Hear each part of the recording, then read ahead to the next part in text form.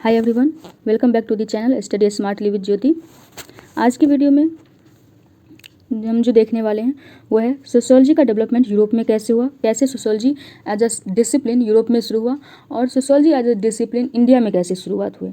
इससे पहले हम लोगों ने बहुत सारी चीज़ें देख ली हैं, एक बार रिवाइज कर लेते हैं। हम लोगों ने अभी तक कौन कौन से टॉपिक को पढ़ लिया। तो सबसे पहले नंबर पे हम लोगों ने डेफिनेशन देख लिया सोशियोलॉजी का। Second, sociology and common sense में क्या डिफरेंस है हम लोगों ने इससे समझ लिया। तीसरा, प्लूरलिटीज़ और इनइक्वालिटीज़ क्या होती हैं, हम लोगों ने इसको देख लिया एग्जाम्पल सहित। उसके बाद चौथे नंबर पे जो हम लोगों ने देखा जो कौन कौन से फैक्टर्स थे जिन्होंने सोशियोलॉजी को एज अ डिसिप्लिन डेवलप करने में हेल्प किया। उसमें हम लोगों ने इंटेलेक्चुअल आइडियाज़ और मटेरियल इशूज़ ये दोनों देख लिए। आज के वीडियो में हम लोग देखने वाले हैं और एक इम्पॉर्टेंट टॉपिक जो हम लोगों ने समझा वो है सोशियोलॉजिकल इमेजिनेशन क्या होता है। आज का जो हमारा टॉपिक है उसमें हम लोग समझने की कोशिश करेंगे तो सोशियोलॉजी का बिगिनिंग कैसे यूरोप में हुआ। Why should we study the beginning the growth of the sociology in Europe, हमें क्यों पता होना चाहिए। Most of the issues and concerns of the sociology also date back to a time when European society was undergoing tremulous change in the 18th and the 19th century with the advent of the capitalism and the industrialization. Most of the issues जिससे sociology deal करता है। Sociology हमारे society में बहुत पहले हज़ारों वर्ष पहले क्या हो रहा था उससे डील नहीं करता है, जो हमारे करंट सिनेरियो में हो रहा है उसको डील करता है सोशियोलॉजी। तो बहुत सारे सोशियोलॉजी जिस इशू को डील करता है, जिसको अपने सब्जेक्ट मैटर के रूप में लेता है, वो उसी समय से है जब हम यूरोपियन कंट्रीज जो थे, स्पेशली ब्रिटेन, फ्रांस जैसे जो कंट्री थे, बड़े बड़े कंट्रीज़ और डेवलप्ड, उस समय तो डेवलपिंग और डेवलप्ड नेशन का कंसेप्ट नहीं था, जो कंट्रीज़ थे, जो कैपिटलिस्ट कंट्रीज़ थे, उसमें जो कैपिटलिज्म का शुरुआत हुआ और इंडस्ट्रियलाइजेशन हुआ। इस दो कारण से 18th और 19th सेंचुरी में कैपिटलिज्म का डेवलपमेंट और इंडस्ट्रियलाइजेशन का होना, इसके कारण बहुत से प्रॉब्लम्स जो हैं वो रेज्ड हुए।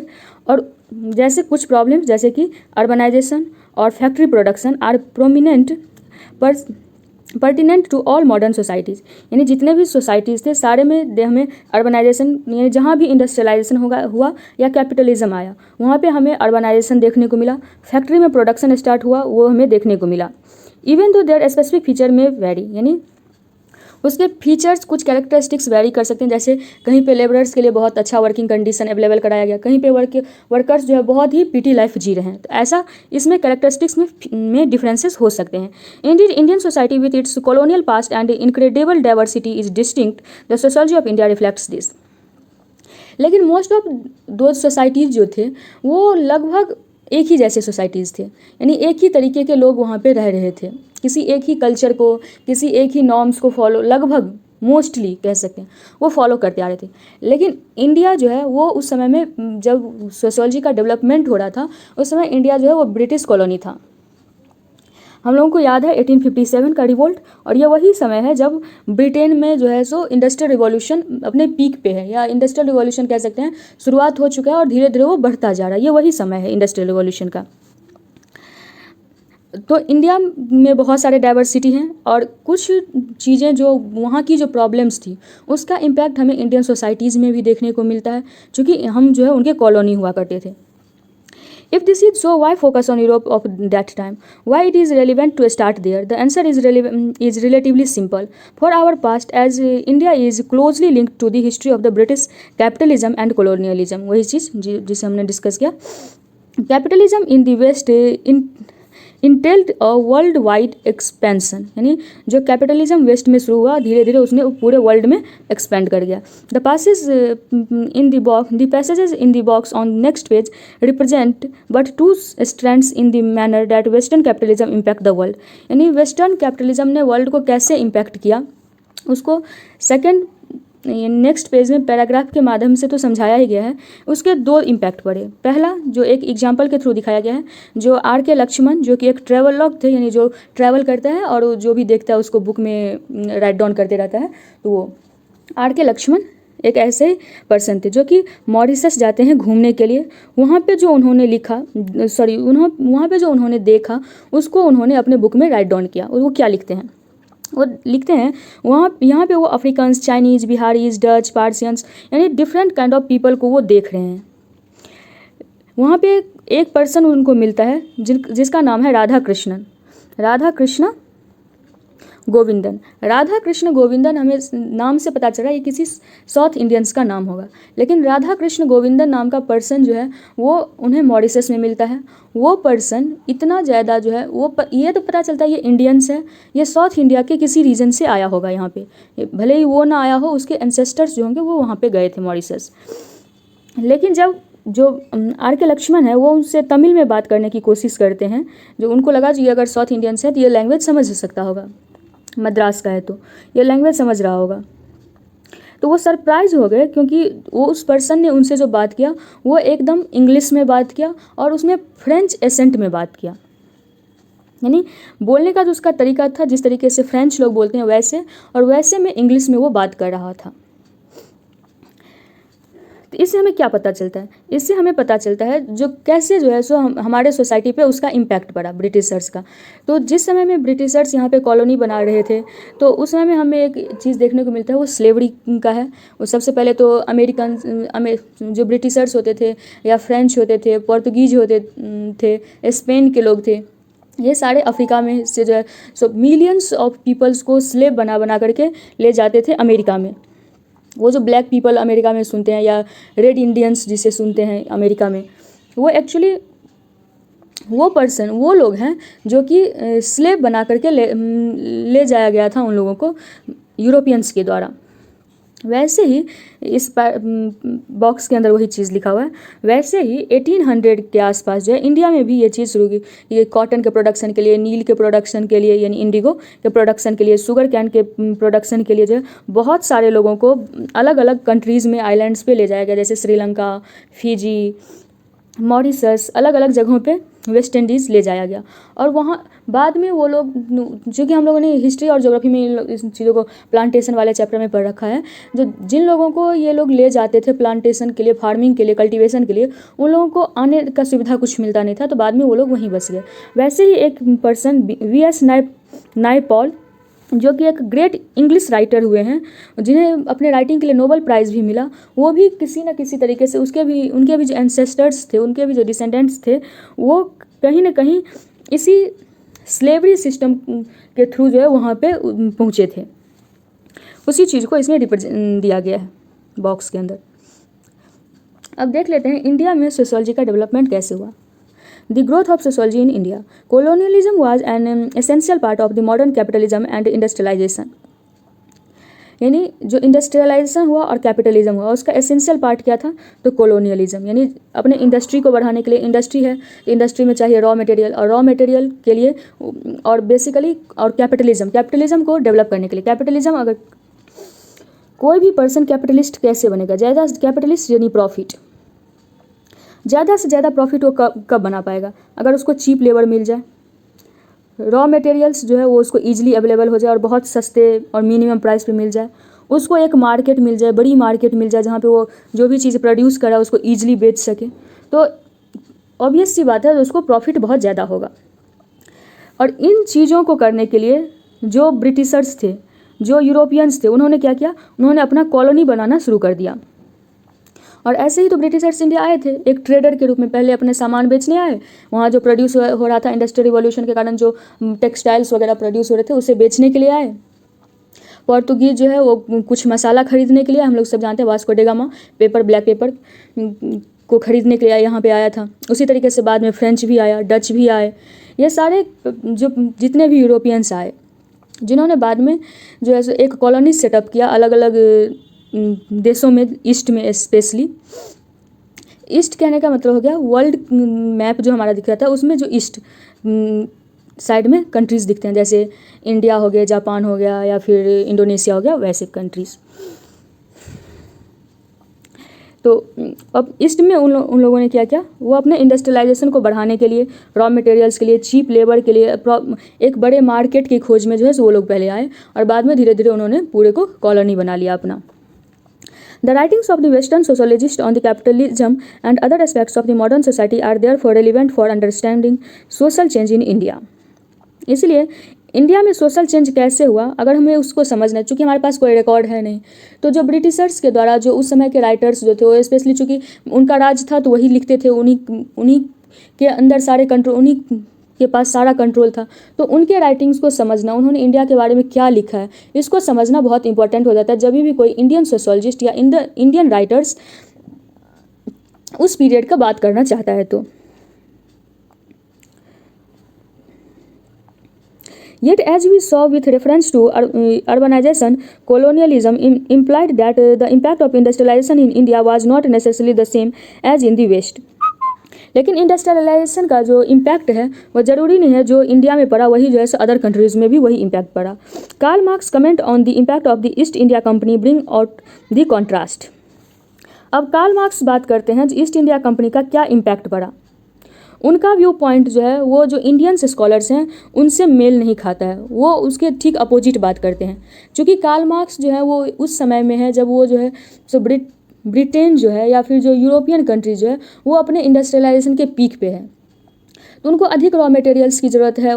कार्ल मार्क्स ये इस चीज़ की बात करते हैं जो फैक्ट्री सिस्टम जो है इंडस्ट्रियलाइजेशन जो है वो लेबर को एक्सप्लॉइट करता है, लेकिन कार्ल मार्क्स ये भी बात करते हैं जो इंडियन सोसाइटी जो है वो एक्सप्लॉइट तो हो रहा है, लेकिन इंडियन सोसाइटी में कहीं ना कहीं इंडियन सोसाइटी जो ऑल ऑफ द वर्ल्ड है या जो ईस्ट है यानी ईस्ट साइड जो भी है वर्ल्ड का, यानी एक बोलते हैं ना वेस्टर्न कंट्री और ईस्टर्न कंट्री, जो ईस्टर्न कंट्रीज है वो बहुत बैकवर्ड हैं। तो जो ब्रिटिशर्स हैं जो कॉलोनियलिस्ट हैं वो इसको कह सकते हैं जो उसको डेवलप करने का काम कर रहे हैं, ना कि उसको ऑप्रेस करते हैं। ऐसा व्यू पॉइंट कार्ल मार्क्स का है। लेकिन वहीं जब बाद में जब इनके राइटिंग्स को पढ़ा गया और एक इंडियन सोशोलॉजिस्ट हुए जो जिन्होंने इंडिया में सोशोलॉजी को डेवलप करने का काम किया, उसमें नाम आता है ए.आर. देसाई का। ये भी एक मार्क्सिस्ट माने जाते हैं ए.आर. देसाई, लेकिन इनका पॉइंट ऑफ व्यू जो है वो अलग है इंडियन सोसाइटी को लेकर के। ये क्या सोचते हैं? India the great workshop of cotton manufacture for the world since immemorial times now becomes inundated with English twist and cotton stuffs after its own produce has been excluded from England or only admitted on the most cruel terms. British manufacturers were poured into it at a small and merely nominal duty to the ruin of the native cotton fabrics once so celebrated. यानी ये बात AR. Desai बात करते हैं अपने work में 1975 में, जो इंडिया जो कि शुरुआत से जब हम इंडस वैली सिविलाइजेशन की बात करते हैं तब से हमें देखने को मिल रहा है जो इंडिया कॉटन को प्रोड्यूस करता है, उससे अपने टेक्सटाइल्स बनाते हैं और उसको वो जो है हमें बहुत सारे सबूत भी मिले हैं जहाँ पे इंडस वैली सिविलाइजेशन को मेलुहा लिख करके रिप्रेजेंट किया गया है और मेलुहा सिविलाइजेशन से बताया गया है जो हम टेक्सटाइल को जो है सो इम्पोर्ट करते हैं। तो जब हम इंडस वैली सिविलाइजेशन के समय से कॉटन के टेक्सटाइल्स को एक्सपोर्ट करते आ रहे हैं, हमारे पास अच्छा प्रोडक्शन था। वो धीरे धीरे जैसे ही ब्रिटिशर्स आए उन्होंने क्या किया, इंडिया से सस्ते दामों पे रॉ मटेरियल्स ले जाना शुरू किया और अपने यहाँ वो इंग्लैंड में फैक्ट्रीज़ बड़ी बड़ी फैक्ट्रीज़ थे, वहाँ पे वो चूँकि जब मास प्रोडक्शन होता है तो कॉस्ट ऑफ प्रोडक्शन कम हो जाता है, तो चीप वस्त्र और चीप जो है सो कपड़े बनाते थे, क्लोथ्स बनाते थे और उसको आकर के इंडिया में एकदम से फ्लडिंग कर देते थे इंडिया में ला करके अपने कपड़े को, और ईजिली वो बहुत सस्ते दामों पे बिक जाता था। इससे क्या हुआ, जो इंडियन हैंडीक्राफ्ट्स था, क्योंकि किसी भी चीज़ को जब अगर हाथ से बनाएंगे तो लंबा समय लगेगा, ज़्यादा मेहनत लगेगी, तो उसका कीमत बढ़ जाएगा। वहीं अगर हम मशीन से तैयार करते हैं तो सस्ते में बन जाएगा, जल्दी बन जाएगा, तो दोनों आपस में कम्पीट नहीं कर पाएंगे, हैंडमेड और फैक्ट्री बेस्ड, और जिस कारण से धीरे धीरे हैंडमेड चीज़ें जो हैं वो ख़त्म होती जाएंगी और फैक्ट्री बेस्ड चीज़ें हमें देखने को मिलती रहती हैं, और धीरे धीरे इसने बहुत निगेटिवली इम्पैक्ट किया इंडियन इकोनॉमी को। अब देखते हैं इसमें क्या है। तो इंडिया में सोशोलॉजी का डेवलपमेंट देखते हैं कैसे हुआ। Sociology in India also had to deal with western writings and ideas about Indian society that were not always correct. यानी जो इंडियन सोशोलॉजिस्ट हैं वो वेस्टर्न राइटिंग्स को देखते हैं, लेकिन उसको हमेशा सही नहीं, जो वो ऐसा नहीं है जो वेस्टर्न राइटर्स ने जो इंडिया के बारे में लिखा वो हमेशा सही ही हो। These ideas were expressed both in the accounts of the colonial officers as well as the western scholars. For many of them, Indian society was a contrast to western society. We take just one example here, the way the Indian village was understood and portrayed as unchanging. यानी बताया गया है जो उस समय में ये लिख कौन रहा था? तो सबसे पहले हम समझने की एक कोशिश कर देते हैं। जब 1857 का रिवोल्ट हो गया, जिसे हम फर्स्ट वॉर ऑफ इंडिपेंडेंस के नाम से भी जानते हैं, तब लोगों जब जो ब्रिटिशर्स थे, जो यहाँ पे ब्रिटेन की तरफ से लोग काम कर रहे थे, या फिर जो लोग ब्रिटेन में भी बैठे हुए थे, जो कंट्रोल कर रहे थे, उन लोगों को एक चीज़ समझ में आया, जो अभी तक जो भी पावर था ईस्ट इंडिया कंपनी के पास, ये पावर चला गया क्वीन के पास। सबसे पहली चीज़। सेकंड, लोगों ने ये चीज़ समझने का कोशिश किया, जो अगर जो है सो यहाँ से रॉ मटेरियल्स लेने हैं, इस जगह को कॉलोनाइज करके रखना है, लोगों को अपने फेवर में करना है, तो यहाँ कुछ ना कुछ तो काम करना होगा, और काम करेंगे। लेकिन उससे भी ज़्यादा ज़रूरी है जो हम क्या करें, तो इन लोगों को समझने की कोशिश करें, यहाँ के सोसाइटी को समझें, यहाँ के लोगों का मेंटल थिंकिंग क्या है, कैसे लोग सोचते हैं, उन चीज़ों को समझें, ये लोग किस चीज़ को वैल्यू करते हैं, किस चीज़ को वैल्यू नहीं करते हैं, उन चीज़ों को समझें। और इसीलिए कहीं ना कहीं जो बहुत सारे जो स्कॉलर्स भेजे गए थे ब्रिटेन की तरफ से, और वो लोग यहाँ पे स्टडी करते थे, जो ऑफिशियल्स होते थे यहाँ पर अपॉइंट होते थे, गवर्नर्स होते थे, वो लोग भी कुछ कुछ लोगों को अपॉइंट करते थे, जो कि पर्टिकुलर रीजन्स में जा करके और वो उन क्षेत्रों का स्टडी करते थे, और बाद में जो है सो वही स्टडी काम आया ब्रिटिशर्स को और ब्रिटिशर्स को ही, क्योंकि बाद में जब ब्रिटिशर्स आ गए तब तो जितने भी अदर कॉलोनाइज करने वाले ग्रुप थे वो सारे धीरे धीरे इंडिया से ख़त्म हो गए। तो इंडियन सोसाइटी को समझने के लिए जो है इस तरीके से स्कॉलर्स डिप्लॉयड किए जाते थे, जो ऑफिशियल्स होते थे वो भी आते थे और वो लिखते थे। तो इसीलिए जो इंडियन सोशोलॉजिस्ट थे उनके लिए उनके वर्क को समझना ज़रूरी होता था। लेकिन वो हमेशा इंडियन सोसाइटी को सही ही दिखाएंगे ऐसा नहीं है, वो गलत भी दिखाते थे। एग्जाम्पल के लिए इसमें दिया गया है, जो वो दिखाते हैं जो इंडियन विलेजेज जो है वो सेल्फ सफिशिएंट विलेज है, और वो कभी चेंज नहीं, वो हमेशा से वैसे ही विलेज बना हुआ है, उसमें कोई चेंजेस नहीं आया। लेकिन हम लोग सब जानते हैं इंडियन विलेज जो है वो हमेशा से एक जैसा नहीं रहा है, धीरे धीरे विलेज का जो है वो एरिया भी बढ़ा है, उसका एक एरिया से दूसरे एरिया में कनेक्शन भी है, एक एरिया के लोग दूसरे एरिया विलेज में काम करने जाते हैं, दूसरे विलेज के लोग इस विलेज में काम करने आते हैं। लेकिन ब्रिटिशर्स का कहना था ये सेल्फ सफिशिएंट है, यानी जितने भी लोग यहाँ पे हैं बस इनका जो है सो आउटर वर्ल्ड जो है यानी अदर विलेजेज जो हैं उससे कोई कनेक्शन नहीं है, ये अपने में ही सफिशिएंट है, और हमेशा से इंडियन विलेज जो है ये ऐसे ही, इनका ये मानना था। तो ऐसा हमेशा से इंडियन सोसाइटी नहीं था। In keeping with contemporary Victorian evolution ideas, Western writers saw in the Indian village a remnant or survival from what was called the infancy of society. They saw in 19th century India the past of the European society. उनका मानना था जो current Indian society है, यानी उस समय का society जब वो लोग लिख रहे थे 18th और 19th सेंचुरी का सोसाइटी, जो करंट इंडियन सोसाइटी है वो जो पास्ट में ब्रिटेन, पास्ट में यूरोप रह चुका है, वो प्रेजेंट अभी इंडियन सोसाइटी का हाल है। यानी इंडियन सोसाइटी जो है वो ब्रिटिश सोसाइटी से, यूरोपियन सोसाइटी से बहुत पीछे है। Yet another evidence of the colonial heritage of countries like India is the distinction often made between sociology and social anthropology.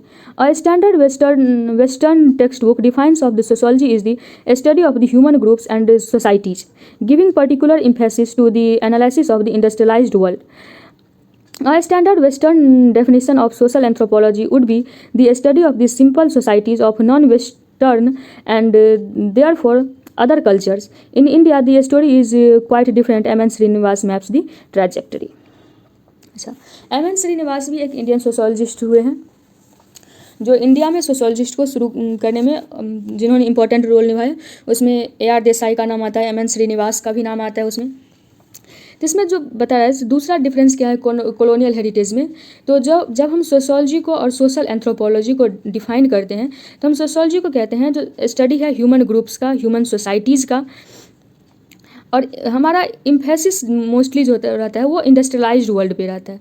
वहीं जो सोशल एंथ्रोपोलॉजी जो वेस्टर्न डेफिनीशन है वो बताता है जो वेस्टर्नाइज होने से पहले के जो सोसाइटीज़ थे, जो सिंपल सोसाइटी था, उसका स्टडी हम सोशल एंथ्रोपोलॉजी के अंदर करते हैं।